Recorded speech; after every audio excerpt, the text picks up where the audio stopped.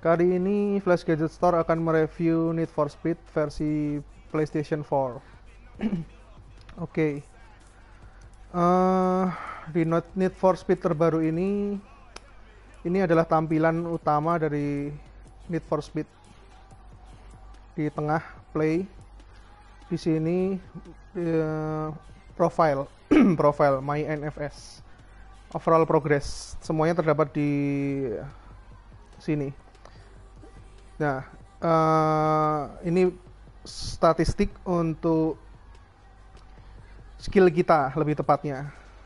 Nanti mungkin akan lebih saya jelaskan kenapa di sana ada statistik seperti speed, outlaw, crew, build, style. Driver detail ini untuk collectible, ini untuk jumlah-jumlah event. Nah, di Need for Speed terbaru ini hal yang terpenting yang harus diketahui oleh para gamer adalah Need for Speed ini harus online ya. Jadi online itu suatu kewajiban. Jika PlayStation Anda tidak terkoneksi dengan internet, maka game ini sama sekali tidak bisa dimainkan. Hanya bisa masuk sampai logo EA, kemudian mereka harus terkoneksi dengan kita melalui network, jaringan network. Kita harus masuk ke servernya EA. Tapi kalau sama sekali tidak ada koneksi internet, maka game ini sama sekali tidak bisa dimainkan. Jadi untuk Need for Speed kali ini, online itu adalah wajib. Oke. Kenapa online wajib? Mari coba kita saksikan seperti apa dan bagaimana. Kenapa harus wajib menggunakan koneksi internet. Kita play.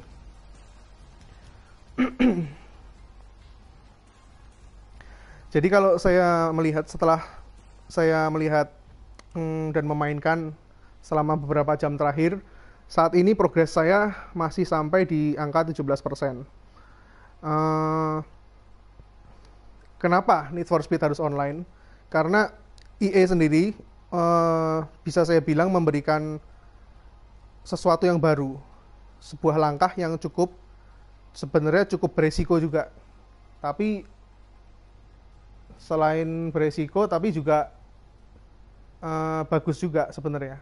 Mereka cukup berani untuk mengeluarkan langkah harus wajib online. Jadi di dalam permainan ini ada semacam komunitas. Ada semacam komunitas dari para player, sesama pemain Need for Speed.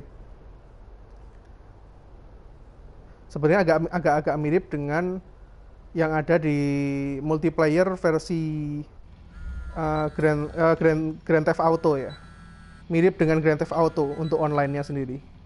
Nah, ini tampilan mobil yang sudah saya kerjakan.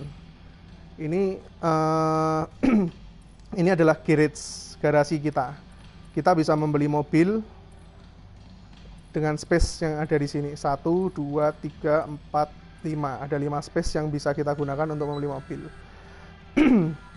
Nah, salah satu yang bagus dari Need for Speed ini menurut saya adalah customization-nya ya. Kita bisa mengcustom mobil sedemikian rupa. Dan menurut saya pribadi, untuk custom-nya sangat detail sekali untuk Need for Speed kali ini. Kita coba lihat satu-satu ya. Box. Ini hanya notifikasi untuk parts in box. Kemudian paint and wrap. Paint and wrap ini sebenarnya biasa-biasa saja, seperti biasanya paint ya. Kita bisa mengecat mobil maupun memberikan decal. Jadi decal untuk motif-motif. Nah, tampilannya seperti ini. Kita bisa memilih untuk decal lokasinya di mana saja untuk lokasinya. Kemudian paint. Kita bisa memilih sendiri warna dari mobil kita dengan pilihan yang warna yang sangat-sangat bervariasi. Kemudian kita juga bisa menentukan motif-motifnya maupun material-material yang ada untuk mobil kita. Materialnya menggunakan seperti apa. Mulai dari metalik, metaliknya seperti apa, semuanya bisa. Untuk pilihan paint-nya sangat cukup lengkap. Kemudian selanjutnya kita melihat visual customization. Nah, ini adalah apa saja yang bisa kita rubah. Hood untuk depan, ini untuk bumper, front bumper, adjust stance, splitter, front canards. Nah, tapi seperti yang terlihat di layar, unlock untuk kita supaya bisa mengedit ini hanya bisa untuk level 39 ke atas. Sedangkan milik saya masih level 15 seperti yang ada di bagian bawah kiri layar. Kemudian kita kembali ke level yang di bagian bawah kiri layar, ada level 15, sampingnya adalah $43.000. Nah, untuk dolar ini nanti kita menangkan dari kompetisi yang akan kita lakukan. Setelah kita memenangkan kompetisi, duitnya bisa untuk ini, bisa untuk custom car kita, semakin lama semakin baik. Ya seperti di game-game pada umumnya sih ya. Nah, kita lanjut. Front fender, front wheels sendiri terdiri dari dua bagian. Untuk rims bisa kita ubah sedemikian rupa. Variasinya cukup banyak. Variasinya cukup banyak dan bervariasi. Kemudian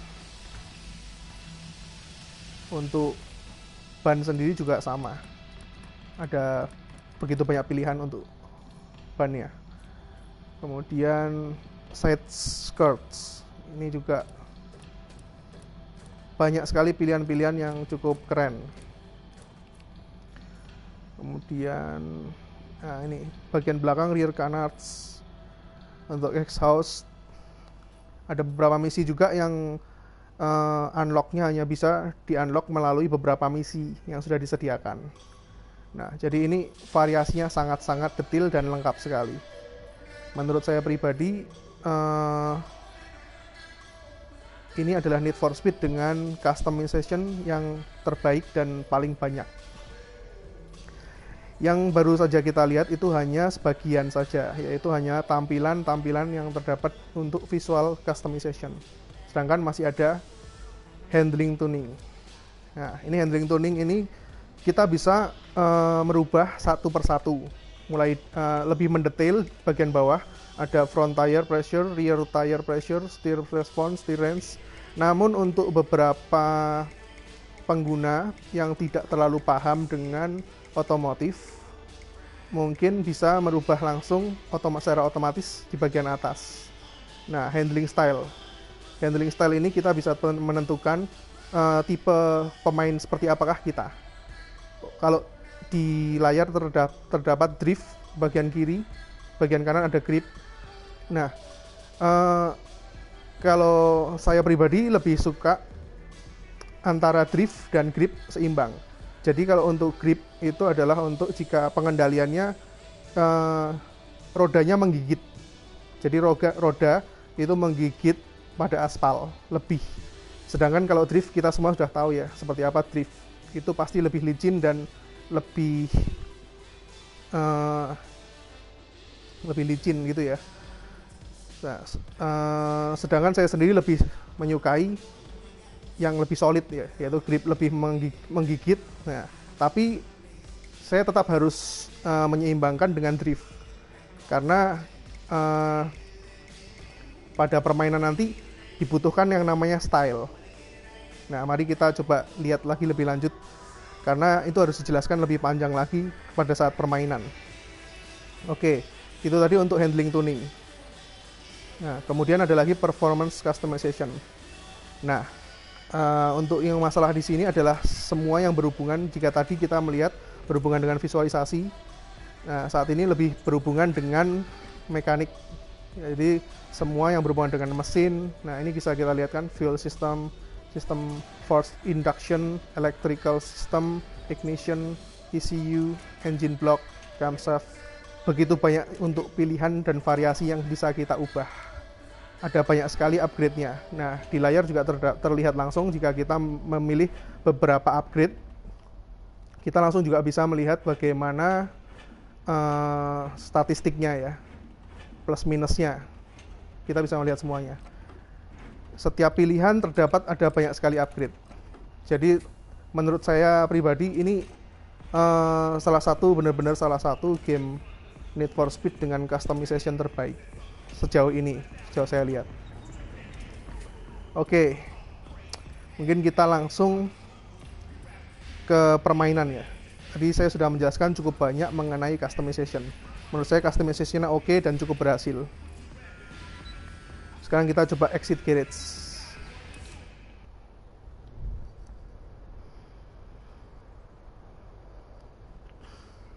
Mari kita lihat sama-sama bagaimana sih grafiknya Need for Speed versi next gen ini. Sebagai informasi, Need for Speed terbaru ini dikembangkan oleh Ghost ya, dengan menggunakan Frostbite Engine. Frostbite Engine juga digunakan, itu engine milik EA yang digunakan juga di dalam game-game mereka Battlefield ya.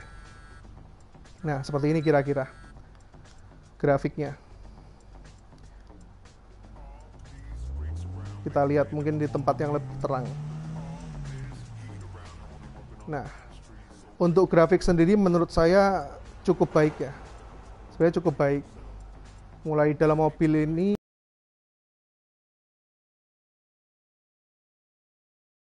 untuk pembuatan mobil juga cukup banyak untuk poligonnya. Kemudian untuk reflection itu juga cukup bagus. Semuanya efek-efek juga menurut saya sangat memuaskan. Bisa kita lihat di grafiknya, bahkan hampir saya tidak menemui banyak jagis ya. Jadi benar-benar gambar ini terasa smooth, sangat smooth dan halus. Nah, reflectionnya terlihat jelas sekali ya. Dan sedikit banyak ini grafik mengingatkan saya pada Need for Speed versi Underground yang pertama kali. Mungkin banyak dari para gamer masih ingat ya bagaimana kita pertama kali melihat grafis Need for Speed Underground begitu kagum ya, dengan reflection sistem yang ada di bagian aspal ya. Nah, saat ini mereka mengulangi itu lagi. Jadi mengingatkan ya, sangat mengingatkan kita banget ke Need for Speed Underground. First impression saya sejak awal melihat grafiknya sangat mirip dengan experience awal kita melihat Need for Speed Underground. Nah, untuk weather system ya, weather system yang ada di game ini, untuk cuaca sebenarnya cukup bervariasi ya. Cuman saya agak sedikit bingung untuk masalah weather system, karena sepertinya ini bisa siang, bisa malam, bisa memang. Tapi untuk wilayah tertentu, misalnya ada di wilayah kota, itu selalu malam hari, selalu tampil malam hari, dan selalu hujan gerimis. Nah itu. Tapi begitu kita lihat mapnya, kita lihat untuk map. Nah ini mapnya kira-kira seperti ini. Mapnya cukup lumayan besar juga ya, cukup besar. Nah, lokasi kita ada di sini. Ini lokasi kita ada di sini ya, lebih tepatnya ini kita. Di beberapa lokasi, seperti di pegunungan di sini, jika kita sudah mulai masuk ke area sini,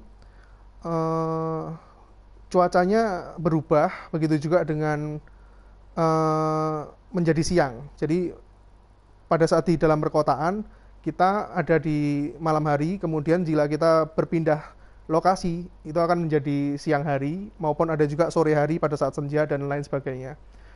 Jadi kemungkinan besar memang weather, cuaca didasarkan atas lokasi yang kita tempati saat itu, gitu. Nah, ini saya jelasin juga mengenai area-area dan nah ini. Kenapa online ya? Kenapa harus online? Nah ini. Jadi player-player online lainnya juga langsung ada di sini secara real time. Sebenarnya sangat mirip dengan multiplayer online versi Grand Theft Auto kalau saya lihat. Ini player lain, ya kan? Untuk player lain terus. Nah ini ada juga player-player lain. Sebenarnya memang cukup seru sebenarnya untuk sistem seperti ini. Khususnya jika kalian bermain bersama teman-teman. Karena di dalam Need for Speed yang terbaru ini kita bisa membuat tim racing team ya. Selain racing team juga kita bisa saling menantang, adu duel dengan mereka. Ada duel, ada macam-macam untuk modenya. Kita bisa melihat di sini. Di sini ini message ya. Message. Jadi di dalam message ini ada teman-teman kita seperti Spike, Amy, Robin, Manu, dan ini masih nggak jelas ini, ya kan? Nah, ini saya mau jelasin juga untuk Need for Speed ini terdapat statistik ya, statistik mengenai bagaimana kita mengendarai mobil kita. Karena setiap pengendara mobil memiliki karakteristik yang berbeda-beda. Misalnya speed, ada beberapa orang yang menyukai hanya menyukai kecepatan. Ada juga yang lebih mementingkan style. Maka di sini nanti dibangun ada yang namanya statistik seperti speed, kemudian style itu ya itu semacam drift dan lain sebagainya. Kemudian ada juga outlaw. Outlaw itu bagaimana kita pelanggaran hukum ya. Jadi lebih ke arah kejar-kejaran dengan polisi. Nah, ini bisa dilihat dari sini untuk statistik. Kita termasuk tipe karakteristik yang apa. Nanti komputer akan menentukan seberapa banyak kita melakukan drift, seberapa banyak kita melakukan outlaw, dan mereka akan menggenerator ya, semacam itu tipe seperti apakah kita sebagai seorang pengendara. Oke, kita lanjutkan.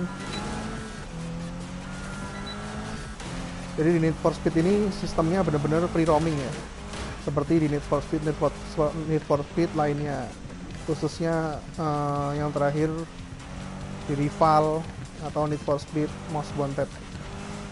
Nah, jadi beberapa misi-misi juga bisa ada di langsung terlihat di layar seperti ini, sprint race. Nah, sprint race ini lebih ke arah balapan ya, balapan biasa pada umumnya. Jika kita mau memulai sprint race ini, misi ini, kita di bagian kanan layar terlihat start event, hanya tinggal menekan R1. Kemudian di bagian bawahnya ini beberapa pemain-pemain lain yang ada di dalam permainan kita, yang online juga. Nah, itu menunjukkan rank, jadi top rank ya kan, untuk reputasi maupun seberapa waktu mereka dalam menyelesaikan misi ini. Mari kita coba saja untuk di misi sprint ini.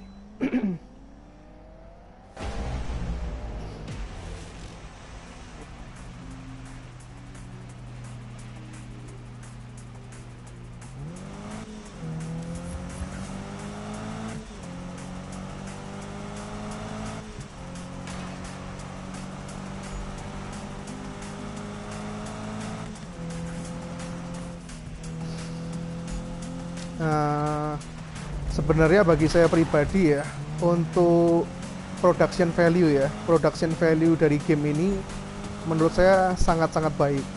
Jadi production value itu mencakup grafik maupun gameplay maupun pembuatan untuk kualitas musik, sound effect. Nah, secara production value semuanya digarap dengan baik, mulai dari grafik maupun soundnya. Soundnya juga memiliki beragam pilihan soundtrack yang sangat baik, mulai dari lagu-lagu pop alternatif maupun lagu-lagu techno ya.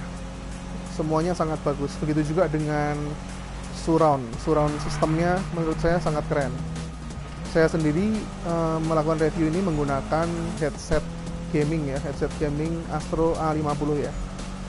Nah, saya ngerasain banget gimana surround sound sistemnya, dimana pada saat mengendarai mobil, pada saat kita masuk ke dalam pilihan kokpit seperti ini, suara mesin terdengar jelas seakan-akan berada di dalam mobil.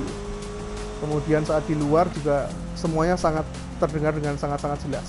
Begitu juga karena surround system, jika musuh ada di pengendara lain ada di bagian kiri kita, belakang kita, maupun ada di belakang kanan maupun belakang kiri, semuanya terdengar sangat realistis dan kita bisa mengetahui posisi hanya dari suaranya saja karena surround systemnya memang cukup bagus menurut saya.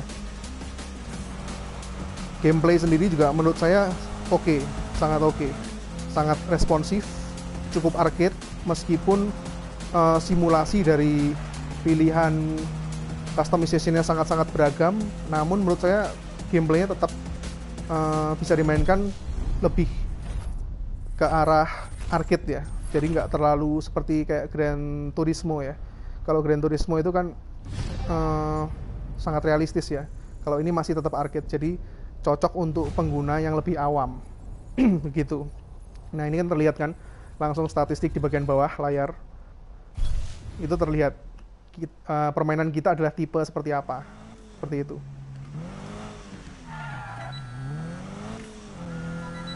Oke, tadi kita bicara mengenai production value ya, gameplay, grafik maupun sound. Menurut saya sangat-sangat baik. Nah, jika dari tadi kita sudah berbicara mengenai semua kelebihan-kelebihan yang ada di game Need for Speed ini, mungkin saya perlu menjelaskan juga mengenai kekurangan ya. Apa saja sih kekurangan di Need for Speed ini? Nah, itu ada polisi. Nah, sebentar, saya jelasin sebentar. Ini bagian di kiri ada tulisan pay fine. Itu R1 untuk melakukan, ini kita kan pelanggar hukum, barusan menabrak polisi. Kalau kita pay fine, maka polisian tidak akan mempermasalahkan. Kita bisa kabur begitu saja dengan membayar. Tapi kalau kita kabur, nah, total fine-nya akan terus bertambah. Intinya jangan sampai tertangkap oleh polisi. Mirip-mirip seperti dengan di Grand Theft Auto juga. Jika kita bisa lolos, maka status untuk wanted kita akan menghilang. Namun saat kita sedang dalam pengejaran, total fine seperti yang terlihat di kiri itu akan terus bertambah. Jadi sebaiknya kita harus sebelum itu bertambah semakin banyak, jangan sampai tertangkap. Itu intinya. Karena saat tertangkap, itu kita akan membayar lebih dari $1.000. Nah, kalau udah status cooldown ini kita bisa lebih santai. Lebih baik bersembunyi sampai semuanya tenang. Oke. Udah escape.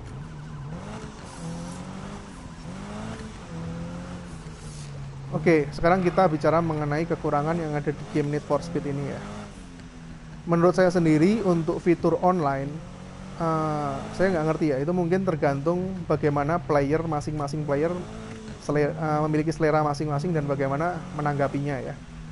Jika memang kalian player-player online yang player-player yang suka multiplayer online, mungkin akan menganggap game ini dan sangat keren ya, karena benar-benar based on multiplayer online.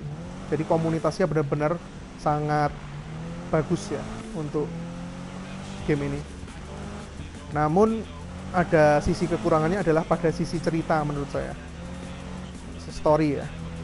Sejak awal kita mainkan, story-nya biasa-biasa saja. Jadi nggak ada sesuatu yang dramatis. Sama sekali nggak ada sesuatu yang dramatis. Untuk story-nya sendiri hanya memperkenalkan sebentar, coba saya lihat. Ini memperkenalkan bagaimana Spike, bagaimana Amy, bagaimana Robin, Manu dan lain sebagainya. Kita hanya diperkenalkan dengan karakteristik mereka masing-masing. Kemudian kita bisa kita dibebaskan begitu saja di dunia yang open world ini, tanpa ada sesuatu story yang menggigit menurut saya. Jadi kekurangan dari game ini menurut saya adalah lack of motivation. Jadi kita kurang terinspirasi dan kurang termotivasi untuk menyelesaikan maupun menamatkan game ini. Begitu. Apalagi untuk beberapa player yang tidak memiliki banyak teman secara online. Seperti kita lihat di map, jika kita tidak memiliki banyak teman untuk online, maka seakan-akan di game ini kita merasa sendirian. Jadi selain gamenya sendiri selalu ada di malam hari, begitu juga dengan trafficnya yang sebenarnya tidak cukup padat, cukup sepi. Ditambah lagi jika kita tidak memiliki banyak teman-teman yang online. Jadi seakan-akan kita merasa lama-kelamaan merasa bosan. Meskipun misi-misi yang ada di game ini sebenarnya terdapat banyak sekali. Misalnya ini. Ada banyak sekali misi-misi yang harus diselesaikan. Ada banyak sekali misi maupun side mission, ada banyak. Tapi itu tadi, motivasi sendiri untuk menyelesaikan game ini karena story-nya yang menurut saya hampir bisa dibilang tidak ada story ya. Karena biasa sekali story-nya. Jadi menurut saya itulah salah satu kekurangan dari game ini. Untuk skor sendiri, jika saya bisa memberikan skor, untuk production value adalah kelebihan dari game ini. Untuk graphics, musik, sound, efek maupun gameplaynya sendiri, menurut saya tidak mungkin saya memberikan nilai di bawah 8. Jadi untuk production value game ini sendiri saya memberikan nilai 8. Tapi untuk secara keseluruhan, mengenai masalah lack of motivation, di mana kita kurang terinspirasi untuk memainkan game ini sampai akhir, story sendiri adalah nilai minus menurut saya. Jadi secara overall saya memberikan nilai game ini adalah 7,5. Jika saja EA memutuskan untuk memberikan story yang lebih dramatis dan memberikan motivasi yang lebih untuk memainkan hingga akhir, mungkin saya akan memberikan game ini nilai 8 sampai 8,5.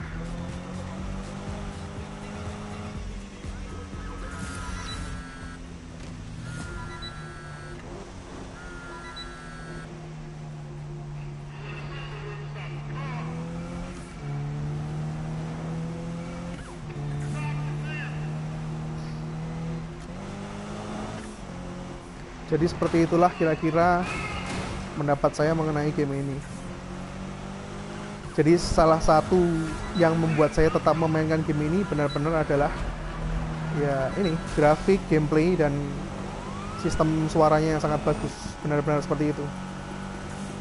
Tapi tidak benar-benar membuat saya ingin memainkan terus hingga akhir. Itu masalahnya di situ. Karena kurangnya motivasi dari ceritanya sendiri. Jadi game ini lebih tepat mungkin untuk benar-benar penggemar otomotif ya. Kalau untuk beberapa penggemar otomotif dan game balap, yang apalagi yang suka dengan modifikasi, customization dan lain sebagainya, nah, game ini udah pasti sangat memuaskan. Tapi tidak terlalu bagus mungkin untuk para pengguna game yang agak casual ya, yang agak awam mengenai spesifikasi dan otomotif.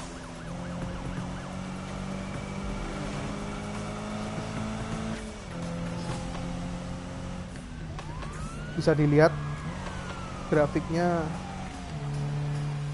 sangat baik ya untuk cuaca hujan seperti ini. Tapi memang trafficnya cukup sepi. Saya rasa ini juga sengaja untuk hujan selalu diturunkan ini untuk memamerkan kemampuan sistem reflection dan pencahayaannya mereka. Jadi terlihat lebih baik. Oke, mungkin begitu saja saat ini review dari saya. Nantikan review-review selanjutnya. Review selanjutnya kita akan mereview Call of Duty Black Ops. Oke, terima kasih.